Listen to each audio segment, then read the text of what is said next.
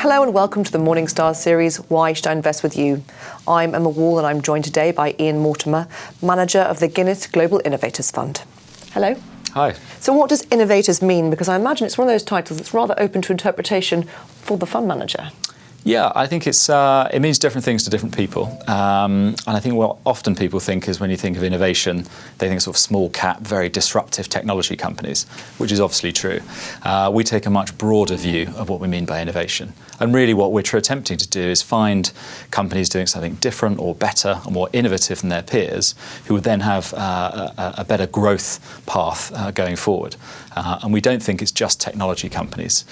We think we can find innovation throughout industrials, consumer discretionary, and a wide range of different sectors. How much does this play into the whole theme of disruption? Because it's quite a fashionable concept at the moment with investment, picking those companies that are not just going to shake things up, but be the leaders within certain sectors going forward.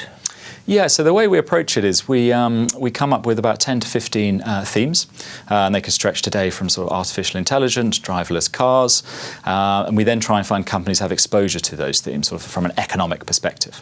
The second stage though we do is we say just because a company is innovative doesn't necessarily make it a good investment, and I think that's the difference.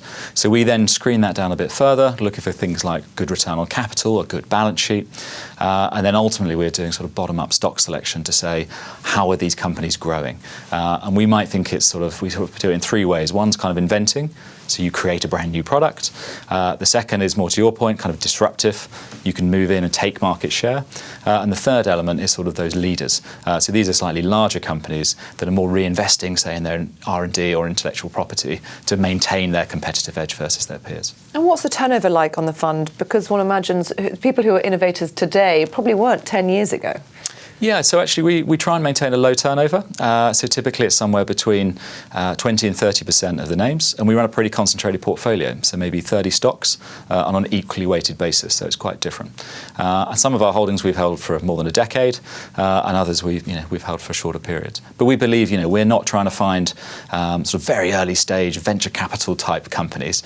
We want companies with good cash flows, good balance sheets, and ultimately earnings that we can understand. What about valuations? Because tech, I know not purely tech, but tech stocks in particular are famously highly valued, and it's all about kind of, is this multiple really reflecting the kind of growth one can expect as a shareholder going forward?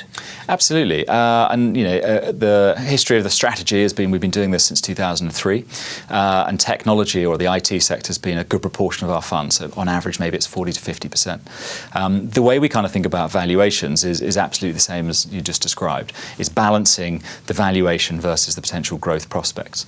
And we would always say we sort of approach growth with a valuation discipline. So when we're buying a company, we always want to see some prospect for a multiple expansion for that business. So we're not purely just investing in growth for growth's sake, fingers crossed it comes through. We'd like to give ourselves some element of sort of that margin of safety idea. And when you look at the valuation of the portfolio as a whole, for example, today it's only trading at, say, 6% premium to MSCI World, despite having a 25% higher earnings growth expected. And what are the pitfalls, though? Because you don't have a crystal ball into the future. You can make informed guesses. There must be some innovators along the way that prove not to be. Absolutely. We can't get it right all of the time. But I think one of the things we're trying to avoid is by having that sort of element of trying to see the quality of the business. So we've got companies with high returns on capital. We focus quite closely on the balance sheet strength, for example. So we tend to find the mistakes, if you like, we're making is companies don't grow quite as fast as we would like. Maybe they slightly disappoint the market, and therefore that's reflected in the share price. What we don't tend to invest in is those sort of binary type companies. So yes, its products worked amazing, or no, its product didn't work, and now it's actually sort of worth nothing. So we're trying to avoid those binary type bets. Ian, thank you very much. Pleasure. This is Emma Wall for Morningstar. Thank you for watching.